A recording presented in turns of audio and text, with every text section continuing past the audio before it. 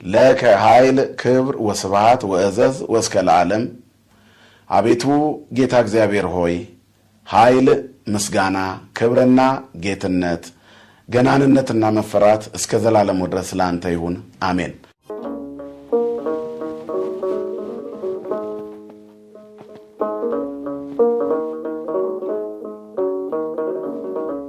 በመላው ዓለም የምትገኙ የተወደዳችሁና የተከበራችሁ የእግዚአብሔር ልጆች ኦርቶዶክሳውያን ክርስቲያኖችና ለወንጌል በጎ ፈቃድ ያላችሁ ለክርስትናው ቀና ሐሳብ ያላችሁ ሁሉ በጌታችን በመድኃኒታችን በኢየሱስ ክርስቶስ ፍቅር ጸጋና ሰላም ይብዛላችሁ። እንኳን ለሕማማቱ ሁለተኛ ቀን በሰላም አደረሳችሁ አደረሰን። ሕማማቱን ጨርሰን ወተንሥአ ለማለት እግዚአብሔር ሁላችንን የሚያብቃን። ዛሬ ሁለተኛ ቀን ማክሰኞ ነው።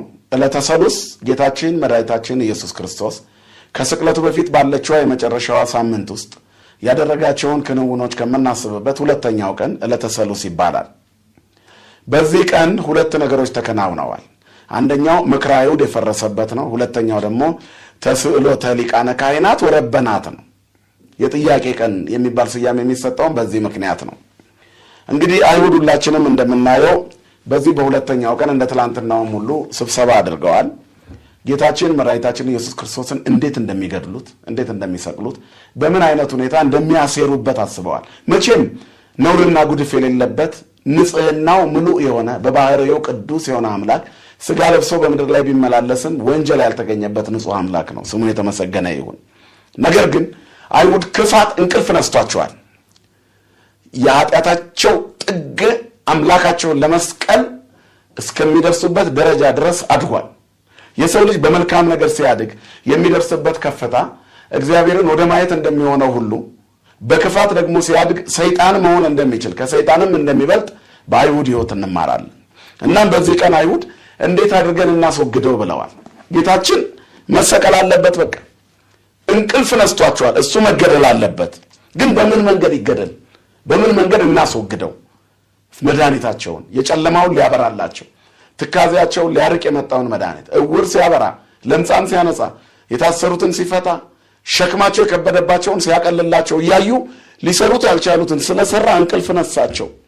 እርቃናቸውን ገልጧል። ስንፍናቸውን በአደባባይ ገልጦባቸዋል። መምህርነት የመምህርነት ምሳሌ ምን ያህል ደረጃ ላይ እንደሆነ ከጌታችን ከክርስቶስ እንማራለን። ረበናት አይሁድ መምህራን አስተማሪዎች ነን ብለው የሕዝብን ገንዘብ እየመዘበሩ ይኑሩ እንጂ በሕይወታቸው አይሁድ በፍጹም መምህርነት የሚታይባቸው አልነበሩም። ስለዚህ እርቃናቸውን ገልጦባቸዋል። ስንፍናቸውን አደባባይ አውጥቶባቸዋል እና የአባትነትን ጥግ አሳይቷል። አባት ማለት ምን አይነት እንደሆነ ክርስቶስ አባት ሆኖ አሳይቷል። መምህር ማለት ምን እንደሆነ መምህርነትን አሳይቷል። እረኝነት ምን እንደሆነ አሳይቶ እረኛንን እያሉ በምንደኝነት የሚኖሩትን ባዷቸውን አስቀርቶባቸዋል። ስለዚህ ይህንን ሁሉ ነገር አተን ከሰውነት ተራወተን ክብራችን ጉድፎ እንኖራለንና በምን አይነት ሁኔታ እናስወግደው ብለው ስብሰባ አደረጉ፣ ተወያዩ፣ ተነጋገሩ። አልቀናቸውም፣ ፈረሰ። የክፋትን ጉባኤ የሚበተን እግዚአብሔር ጉባኤ ከለባት የሆነውን የውሾችን ጉባኤ፣ የክፎችን ጉባኤ፣ የኃጢአተኞችን ጉባኤ በተነባቸው። ማክሰኞ አልጸናም። ነፍሴን በፈቃዴ አሳልፌ ልሰጣት ስልጣን ያለኝ እኔ ነኝ። እኔ በፈቃዴ ካልሰጠው በስተቀር ማንም ሰው ነፍሴን ሊወስዳት ወይንም ሊያነሳት አይችልም ብሎ ሞት በራሱ ፈቃድ እንደሆነ ሊሞት የተወለደው እርሱ እንደሆነ ራሱ ተናግሯል። ስለዚህ ምክረ አይሁድ አልጸናም። እነሱ ደግሞ ከፋሲካ በፊት ይህን ጉዳይ መጨረስ አለብን ብለው እንቅልፋቸውን አጥተዋል። ቀን ከሌሊት የሚያስቡት ፋሲካ ሳይደርስ ጌታን ቶሎ አሳልፈው በሱ ጉዳይ ላይ መወሰን ነው። ሐሙስ ቀን ፋሲካቸው ነው። ከክርስቶስ ስቅለት በፊት የነሱ ፋሲካ ይከናወናል። ከእስራኤል ከግብጽ ባርነት ነፃ የወጡበትን ፈርዖን ጡብ ሲያቦካቸው የነበሩትን ፒራሚድ ሲያስገነባቸው የነበሩትን አባቶቻቸው ነፃ ያወጣበትን ቀን ሊያከብሩ ነው። እነሱ ግን ወደ አዲስ ማነቆ ሊገቡ እየተዘጋጁ ነው። አባቶቻችን ከባርነት ነፃ ወጡ እያሉ እነሱ ደግሞ ወደ ዲያብሎስ ባርነት ለመግባት መድኃኒታቸውን ለመስቀል እያሴሩ ነው። የአባቶቻቸው ልጆች ናቸው። የነሱ አባቶች ነቢያትን ገድለዋል። አባቶቻችን ከግብጽ ባርነት ነፃ ወጡ ይበሉ እንጂ እነሱ ራሳቸው በፈጠሩት ኃጢአት ውስጥ ይኖሩ ነበር።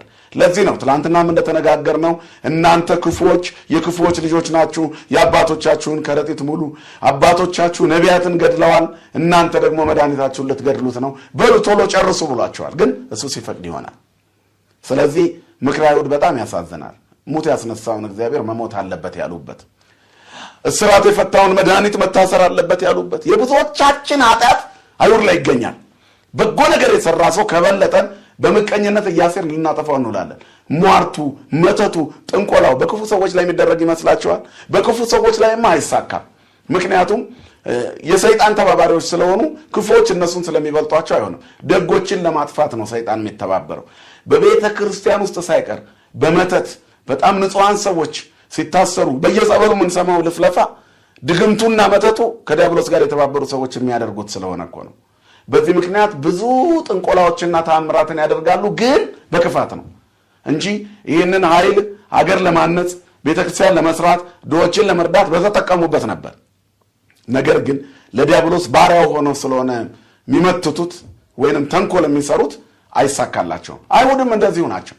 ክርስቶስን ለመስቀል ስለተሰበሰቡ በክፋት ሐሳባቸው ላይ ስለቆሙ ደጉን ኢየሱስ ክርስቶስን ለመስቀል ክፉዎች ተስማሙ። ትልቁ ጉዳይ ነው። ዛሬም በመንፈሳዊ አገልግሎት ይሁን በስራ ቦታ ላይ ደግ የሚሰራ ሰው ምቀኛው ብዙ ነው። ቅንዓት ነው። ቅንዓት የእግዚአብሔርን ስም የሚጸየፈው የቅንዓት ዛር ሁሉ ጊዜ ደጎችን ለማሳደድ ይሮጣል። የእግዚአብሔር ስም ደግሞ የክፋትን ጉባኤ ይበትናል። የክፋትን ጉባኤ እበትናለሁ ይላል እግዚአብሔር። እንደዚሁም ቅዳሴ ጊዜ ላይ ስመ ዚአከ ይስማ ሞት ወይ ደንግጽ ወቀላያት ይሰጠካ ወከይሲ ይትከየድ ይላል። በእውነት ስምን ሰምቶ ሞት ይደንግጥ። የኛ ጌታ የሚሞተው ሞትን ሊያስደነግጥ ነው። የኛ ጌታ መስቀል ላይ የዋለው የመስቀልን ታሪክ ሊያስቆመው ወደ አዲስ ሊቀይረው ነው። የወንጀለኛውን አርማ የመድኃኒታችን አርማ ሊያደርግልን ነው። እግዚአብሔር ፋይላችንን ሊቀይረው ወደዚህ ዓለም መጥቷል። እነሱ አይሁድ ደግሞ የአባቶቻቸውን ከረጢት ሊሞሉ ተዘጋጅተዋል። በዚህ ክፋታቸው እንዴት አድርገን እንስቀለው አሉ። ፈረሰባቸው። እግዚአብሔር የክፋትን ጉባኤ ሁሉ ከሀገራችን፣ ከህዝባችን፣ ከህይወታችን ላይ ይበትንልን። ሌላው ሁለተኛው ቀን የዛሬው ቀን ተስዕሎተ ሊቃነ ካህናት ወረበናት ይባላል። የካህናት አለቆችና የመምህራን ጥያቄ ነው። የጥያቄ ቀን ተብሎ የተሰየመው በዚህ ነው። ወበዊኦ ቤተ መቅደስ ቀርቡ ሀቤሁ እንዘ ይሜር ሊቃነ ካህናት ወመላእክተ ህዝብ እንዘ ይብሉ በመባይተ መኑ ዘንተ ትገብር ወመኑ አበከ ዘንተ ስልጣነ። ጌታችን ኢየሱስ ክርስቶስ ወደ ቤተ መቅደስ ገብተው ሲያስተምር ይሄንን ጠየቁት። ወደ እርሱ ቀረቡ። ወበዊኦ ቤተ መቅደስ ቀርቡ ሀቤሁ እንዘ ይሜር ሊቃነ ካህናት ወመላእክተ ህዝብ ወይ እንዘ ይብሉ በመባይተ መኑ ትገብር ዘንተ ወመኑ አበከ ዘንተ ስልጣነ። ምድራውያን ናቸው እነሱ። ስለተሰራው ስራ ሳይሆን ማን ፈቅዶልህ ሰራው ወደምለው ይመጣሉ። ስለበቀለው ለምለም ዛፍ ሳይሆን ማን ፈቅዶልህ ተከልከው ብለው ይመጣሉ። ከሙት ስለተነሳው ምስኪን ሰው ሳይሆን ለምን ዳንክ ብለው ይመጣሉ። ማን አዳነህ ብለው ይመጣሉ። አልጋውን ተሸክሞ ስለሄደው 38 ዓመት ሙሉ ስለተሰቃየው ድውይ ሳይሆን አልጋ ስላነሳበት ምክንያት ይጠይቁታል። ስለ ዳንኩ አነሳሁት ቢላቸው እንኳን እንድታነሳ ማን ፈቀደልህ ነው።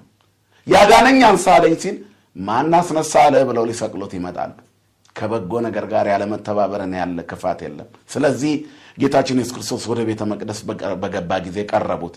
ሲያስተምርም ሊቃነ ካህናት፣ የህዝብ አለቆች ወደ እርሱ ቀርበው የሀገር ሽማግሌዎች፣ መምህራን፣ የእንጨት ሽበት የሆኑ የአይሁድ ሽማግሌዎች አያችሁ። በጣም ምንድነው በሲበቱ ለሰብና ከብሮ የሚል ቃል አለ። ሰውም በሽበቱ አናከብረውም። ጻዕዳ ሲበት እስማሃል ለወሙ ለእፀው ላይባን ኩሎሙ። እንጨቶችና ድንጋዮች እንኳን ያማረ ሽበት አላቸው። ለሽበት እንጨትም ሽበት አለው፣ ድንጋይም ይሸብታል። ከጊዜ በኋላ አንድ ቦታ ላይ ቆይቶ ሲሻግት ይሸብታል። ሻግተው የሸበቱ ሰዎች ምድሪቷን እያፈረሷት ነው። ሻግተው የሸበቱ ሰዎች የተጣላ ያስታርቁም፣ ባልና ሚስት ያፋቱ ይውላሉ። ሻግተው የሸበቱ ሰዎች፣ ምድር ላይ የሻገቱ ሰዎች ሽማግሌዎች አይደሉም። ሽምግልና እድሜ አይደለም። ሕፃኑ ቂርቆስ ሽማግሌ ነው። እናቱን ሸምግሎ ከአባቷ ከእግዚአብሔር ጋር አስታረቃት። ጌታዬ ሆይ እርሻውን አቃጥለ ፍሬውን ለምን ትባርካለህ? ፍሬ እርሱ ነው፣ እርሻ እሷ ናት። ልጇ ቂርቆስ የበቀለባት መልካም እርሻ በፍርሃት እሳቱን ሸሽታ ልትቃጠል ስትል ከገሃነመ እሳት ፊት ልትቀርቢ ነው። እባክሽ ተይው፣ ይህን እሳት እንጋፈጥና ገሃነምን እንቀልብሰው፣ ወደ ገነት ወደ መንግሥተ ሰማያት እንዙር ያሉ ሕፃኑ ቂርቆስ ነው። ሕፃኑ ቂርቆስ ሽማግሌ ነው። በእኛ ቤተ ክርስቲያን ዛሬ ያማልደናል፣ ይሸመግላል። ጸሐፍት ፈሪሳውያን ረበናት አይሁድ ሽማግሌዎቹ መላእክተ ሕዝብ ቀርቦ አቤው እንዘ ይሜር ሊቃነ ካህናት ረበናት አይሁድ መላእክተ ሕዝብ እንዘ ይብሉ በመባይ ተመኑ ትገብር ዘንተ ወመኑ አበከ ዘንተ ስልጣነ። ይሄንን በምን ትሰራለህ? በማን ስልጣን ነው ይሄንን የምታደርገው? እንደዚህ እንድታስተምር ስልጣን የሰጠማን ነው? ለነሱ ስልጣን በምድር ላይ ያለ ደብዳቤ ነው። የምድር ባለጸጎች፣ የምድር ባለስልጣናት፣ የምድር ባለጊዜዎች ወንጌልን ለማስቆም ተነሱ። ስልጣንና ጊዜ ሲሰጣቸው በቤተክርስቲያን ላይ የሚነሱ ዛሬም አሉ። ብዙ የእንጨት ሽበቶች አሉ። ብዙ የሻገተ ወንበር ላይ የተቀመጡ ባለስልጣናት አሉ። እየረበሹ የሚኖሩ ህዝብን የሚያውኩ የህዝቦች አንድነትና ሰላም የሚያውካቸው ምን ነው ጭራ ለሚሉ ሰዎች አሉ።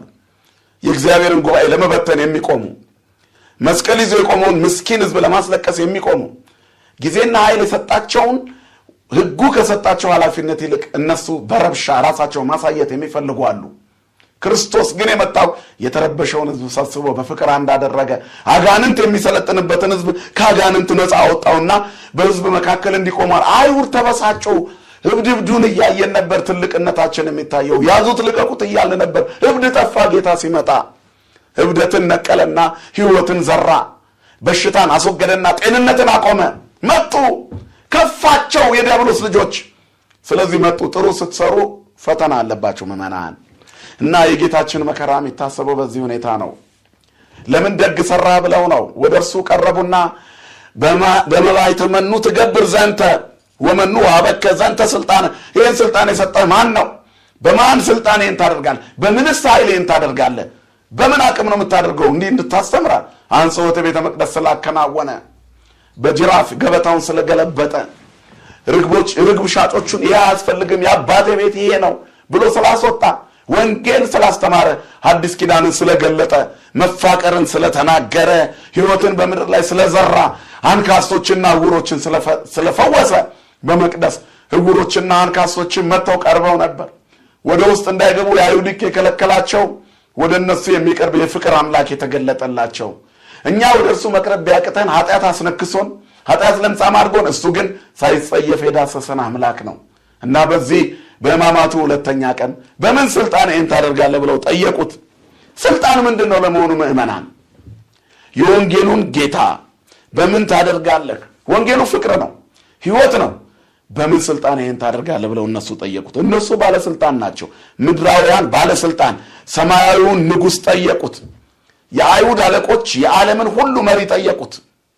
የፍቅርን ባለቤት የጥላቻ ሰዎችን ጠየቁት። መጽሐፍትን ተመርኩዘው የመጽሐፉን ባለቤት ከሰሱት። ስልጣን ግን ምንድን ነው? ፍቅር ከሌለበት፣ መወደድ ከሌለበት፣ ለድሃ መራራት ከሌለበት ስልጣን ምንድን ነው? የዚህ ዘመን ባለስልጣኖች ንገሩኝ እስቲ፣ ከትንሹ የደንብ አስከባሪ ጀምሮ እስከ ትልቁ መሪ ድረስ ስልጣን ምንድን ነው? በህዝብ ካልተወደድን። ስልጣን ምንድን ነው? ምስኪኑን ሰው ካልደገፍንበት። ስልጣን ምንድን ነው? እንባ ካላበስንበት። ስልጣን ምንድን ነው? ደዌ ካልነቀልንበት፣ ካራራንበት። ስልጣን ምንድን ነው? ስልጣን ጉልበት ነው። ስልጣን ጉልበትን ሲከተል እንባ ይበዛል። ስልጣን ፍቅርን ሲከተል ግን ፈውስ ይበዛል፣ ሰላም ይበዛል። በሰላም ወጥቶ በሰላም መውጣት ይኖራል። ምድር የተረበሸችው በስጋዊ ስልጣን ባሉ ሰዎች ነው። የቤተ መቅደሱን ስልጣን ስጋዊ አድርገው በምን ስልጣን ትፈውሳለህ አሉት። ችግረኞችን ካልረዳንበት፣ መንገድ የጠፋባቸውን ካላሳየንበት፣ የተጎዱትን ካልደገፍንበት፣ ምስኪኖችን የተራቡ እንዲበሉ የተጠሙ እንዲጠጡ ካላደረግን፣ ለድሃው ለተገፋው ፍት ካልቆምንበት ስልጣን ምንድን ነው? በታሪካችንና በዘመናችን አገልግሎት ምንድን ነው? መንፈሳዊ ስልጣንስ ምንድን ነው? ዛሬ ቤተ መቅደስ የሚታወቀው መንፈሳዊ ኃላፊነትን ስልጣን አድርገው በሚሄዱ ሰዎች ነው። ሀገር የምትረበሸው የህዝብ አደራን መቀበል ባቃታቸው ባለስልጣናት እኮ ነው። በቃ በምን ስልጣን አሉት? ስላረጋጋ፣ ሰላም ስላደረገ፣ ህይወት ስለዘራ። በምን ስልጣን ይህንን ታደርጋለህ? በመባይ ተመኑ ትገብር ዘንተ ወመኑ አበከ ዘንተ ስልጣነ። የትኛውን ስልጣን? ዕውር ማብራትን፣ ለምጻም ማንጻትን፣ ሊሰሩ ያልቻሉትን ሲሰራ በምን ስልጣን ይህን ታደርጋለህ ብለው ጠየቁት። የጥያቄ ቀን ነው። በምድራዊ ህግ እነሱ ባለስልጣን ናቸው፣ ግን ምንም አልሰሩለትም። ትልቁ ጉዳይ ይሄ ነው። ዛሬም በቤተ ክርስቲያናችን ውስጥ ያለው ችግር ይሄ ነው። ወንጌል የሚሰብኩት ተቀጥረው ከሚኖሩ ሰባኪያን ይልቅ እግዚአብሔር በፍቅር ጠርቷቸው መንፈሳዊ ትምህርት ተምረው በትሩፋት የሚያገለግሉት ሰዎች በርካታውን ሕዝብ ያስከትሉታል። ውስጥ እኛ ተቀምጠን ሕጋውያን የተቀጠርነው እኛ እያለን ብለው ብዙ ሰው የሚከተለውን ሰባኪ በመቀኝነት ሲያሙት ይውላሉ። እሱ ደግሞ ሕዝቡን ሲቀድስ ይውላል፣ ሲያስተምር ይውላል። በብዛት በሕግ ውስጥ ከምንኖረው በሰርክል ውስጥ ከምንኖረው ከኛ ይልቅ በትሩፋት የሚያገለግሉት ሰዎች ሕዝብን በትክክል ሲያገለግሉ ይታያል። አለቃቸውን ለማስደሰት ብለው ሕግ የጣሱ መምህራን በርካቶች ናቸው። የእግዚአብሔርን መንገድ ከማሳየት ይልቅ አባከሬ ደስ እንዲላቸው ብለው ሙሉ ሕዝብ የሚያስቀይሙ መምህራን ስንት ናቸው በቤተ መቅደሱ። ጉዟችን የሰማዩን ንጉሥ የሚያስከትል የመጽሐፉን ሕግ የሚጠብቅ የቤተክርስቲያንን ስርዓት የሚጠብቅ ቢሆን ጥሩ ነው። አሁን እነሱ ሊያደርጉ የሚገባቸውን ነበር ክርስቶስ የሚያደርገው አይደል? ጸሐፍት ፈሪሳውያን በምን ስልጣን ታደርጋለህ ከሚሉ ጌታዊ ይህንን የምታደርግበትን ስልጣን ለእኛም ስጠንና ይህንን ኃይል ለእኛም ስጠንና ሕዝቡን አረጋግተን እንዲያስከው እኛ ብንያዝ ባሉ ምን አለበት? እግዚአብሔር በጎ ሕሊና ይስጠን ለሁላችንም። በእምነት ውስጥ በጎ ሕሊና ከሌለ ጥቅም የለውም። የተሸከምነው ዳዊት 150 ዳዊት በቃል ብንደግመው ሰው ካላዳንበት ለድሃ ካራርንበት ጥቅም የለውም። ሙሉ ሌሊት ማሬት ቆመን ብናድር ምስኪኖችን ካልደገፍንበት የሬራዬ ልብ ከሌለን ጥቅም የለውም። ጉሮሯችን እስኪዘጋ ሰብከን ወረድ ስንል ድሃውን ረግጠነው የምናልፍ ከሆነ ምን ጥቅም አለው? ሰባኪነት ስልጣን የሚሆነው ድሃ ረግጠህ ስታልፍበት ነው። ሰባኪነት ግን አገልግሎት የሚሆነው ድሃውን እየደገፍክ በተግባር ወንጌል በእግሯ ቆማ እንድትሄድ በእኛ ህይወት መታየት አለበት። ስለዚህ ጌታችን ኢየሱስ ክርስቶስ ለጠየቁት ጥያቄ መልሶ በጥያቄ መለሰላቸው። እስቲ እኔ አንድ ነገር ልጠይቃችሁና መልሱልኝ፣ ከዛ የኔን በምን ስልጣን እንደሆነ ነግራችኋለሁ። የመጥምቁ ዮሐንስ ጥምቀት ከሰማይ ናት ወይስ ከምድር ነው ብለው ጠየቁት። ሊማከሩ ዞር አሉ ይላል። ምን እንበለው አሉ። ከሰማይ ነው ካልነው ለምን አላመናችሁትም ይለናል። እኛ ደግሞ አናምነው። ከምድር ነው ካልነው ደግሞ ህዝቡ በድንጋይ ይገድለናል፣ ዮሐንስን ታላቅ ነብይ አድርጎ ይቀበላልና ስለዚህ ህዝቡን ፈርተናል፣ ምን ይሻለናል ተባባሉ። አናውቅም እንበለው እባክህ ተባባሉ። አናውቅም አሉ። የዮሐንስ ጥምቀት ከሰማይ አይደለችም እንዴ? ከምድርማ ከሆነች አሁን ቢመልሱለት እነሱ እንዲህ ይለናል ብለው ነው ያሰቡት። ክርስቶስ እንደዛ ላይላቸው ይችል ነበር፣ ሩሩህ አባት ስለሆነ። ከምድር ነው እንኳን ቢላቸው ህዝቡን ፈሩ እንጂ ክርስቶስ ቢጠይቃቸው ጥያቄ ነበር። ከምድር ከሆነ በምን ስልጣን ሰጣችሁታል ይላቸው ነበር። ዮሐንስ ስልጣን አልተሰጠውም። ሳይበላና ሳይጠጣ መጣ፣ አስተማረ፣ ሰበከ። ስብከቱን ግን አልተቀበሉትም። ስለዚህ መድኃኒታችን ኢየሱስ ክርስቶስ ምን አለ? አናውቅም አላችሁ። አዎ፣ ታዲያ ዮሐንስን ሳታውቁ እኔን ትጠይቃላችሁ? የዮሐንስን አውቃችሁ ስትመጡ ነው የምነግራችሁ፣ አሁን አልነግራችሁም አለ። መምህር ይህንን ያደረገው በክፋት መንገዳቸው ብቻ ለመመለስም ብቻ ሳይሆን አንድ ሰው ትምህርት ክት የሚሆነው መደዳውን ሲጠብቅ ነው። በኦርቶዶክሳዊ ተዋሕዶ ሃይማኖት እንደመጣ ገና ሳይጠመቅ ሰው አባ ከላይ አይባልም። ሳይደወል ቅዱስ የሚባል አባባል አለ በእኛ ቤተክርስቲያን። ሳይደወል ቅዱስ የለም፣ ሳይማሩ መተርጎም የለም፣ ሳይበጡ መታገም ይባላል። ስለዚህ ሳይማሩ መስበክ የለም። አሁን ሰባኪያን በስተዋል፣ መምህራን በስተዋል። የተማራችሁ ይባል የለም፣ መምህር የላቸውም። ብትጠይቋቸው አንድ አባት አስተማሩኝ ይላል። የትኛው አንድ አባት? የለም። ብዙውን ህዝብ ወደ ሸለቆ ወደ ሞት ሸለቆ የሚነዱት የግል ስሜታቸው የሚያንጸባርቁ መምህራን ነን ባዮች ናቸው። አንዳንዶች ደግሞ ቤተክርስቲያን አስተምራቸው የቤተክርስቲያኑን ትተውት እንዳይወድ የራሳቸውን ሐሳብ በመያዝ ቀናውን መንገድ ሲያጣምሙና ቤተ መቅደሱን ከመስበክ ይልቅ በወንጌል እጥረት ጭርስ ያደርጉት ይታያል። ሰው ሲሰበሰብ ምቀኛ የሆኑ አጋንንት ያደረባቸው ሰዎች ዛሬም በቤታችን ውስጥ አሉ። ሰው ግጥም ሲል ህዝቡን ሁሉ እኮ ከሌ የሚባል ሰባኪ ወሰደብን ብለው ሙሉ ቀን ሲመቀኙ የሚውሉ ሰዎች አሉ። ያ ሰባኪ ዞር ሲል ግን እነሱ ሰብስቡ ቢሏቸው የለም፣ ስማቸው በትኔ ነው፣ መሰብሰብ አይደለም። ሰው ለመሰብሰብ ፍቅር ያስፈልጋል፣ ቅንነት ያስፈልጋል፣ ህይወት ያስፈልጋል፣ ቀና በጎ ማንነት ያስፈልጋል። ሰባኪያነ ወንጌል የምንሰብከው ክርስቶስን ይሁን፣ 20 ሰው ይምጣ። ከዛ በኋላ የምንናገረው እውነት ይሁን፣ የምንሰብከውን የምንኖረው እንሁን። ሰው እንዲሰበሰብልን ሳይሆን እኛ ሰብሰብ እንድንል ወንጌል እናንበብ። መጀመሪያ እኛ ሰብሰብ ስንል እግዚአብሔር የመረጠውን ይሰበስብልናል። ክርስቶስ ፍጹም ቅንና ንጹህ አባት ንጹህ መምህር ስለነበር በመዋዕለ ሥጋዌ የተከተሉት ቅንነቱን ነው። የእጆቹን ተአምራት የቃሉ ትምህርት የማረካቸው በተአምራት ብቻ የመጣ ህዝብ አይደለም፣ በቃሉ ትምህርትም የተከማቸ ህዝብ ነበር። ህሙማነ ነፍስን በትምህርት በተአምራት፣ ህሙማነ ነፍስን በትምህርቱ፣ ህሙማነ ሥጋን በተአምራት ይፈውስ ነበር። ስለዚህ እሱ ሁሉ በእጁ ነበር። እነሱ ግን ከየት አግኝተህ ነው የምታስተምረው አሉት። ማን ሰጥቶ ነው? እነሱ ከቄሳር ባገኙት ስልጣን ስለሚኖሩ ምድራዊ ስልጣንን ትልቅ አድርገውታል። ሁሉ ጊዜ ሰው ባገኘው ትንሽ ነገር ውስጥ ሲመጻደቅ መጨረሻው ምድር ላይ የቀረ ከንቱ ይሆናል። እግዚአብሔር ከከንቱነት ይጠብቀን። የዮሐንስ ስልጣን ከምድር ነው ወይስ ከሰማይ ነው አላቸው። ከሰማይ ነው ካልነው ለምን አላመናችሁም ይለናል። ከምድር ነው ካልነው ህዝቡ ለምን ይለናል ብለው ፈርተው አናቀማሉ። ከሃይማኖት ሰው አይጠበቅም ወላዋይነት፣ ማደናገር አይጠበቅም። እንግዲያውስ ስታውቁ ነግራቸዋለሁ አለ። ትምህርት እንደዚህ ነው። መጀመሪያ ስለ ዮሐንስ ወቁ፣ ቀጥሎ ስለ ክርስቶስ። ምክንያቱም ዮሐንስ ዘይመጽ እንድረዛሎም ቅድሜ ብሏላ። ከኔ በኋላ የሚመጣ ከኔ በፊት የነበረ ነው። ዘይገለወኒ እፍታ ቶታን አሳኒው እንገሪው ወውቱ ያጠምቀክሙ በመንፈስ ቅዱስ ወእሳት ብለዋል። እሱ በመንፈስ ቅዱስና በእሳት ያጠምቃቸዋል። የጫማው ጠፍር ልፈታ የማይገባኝ ነው ብሎ ዮሐንስ መስክሯል። ዮሐንስ ከሰማይ ነው ቢሉ ኖሮ ለምን አላመናችሁም አይላቸውም። ጌታ ደግ አምላክ ነው፣ አስደነግጣቸው። ዮሐንስ ስለኔ መስክሮ የለ ምን ነው ረሳችሁት ይላቸው ነበር።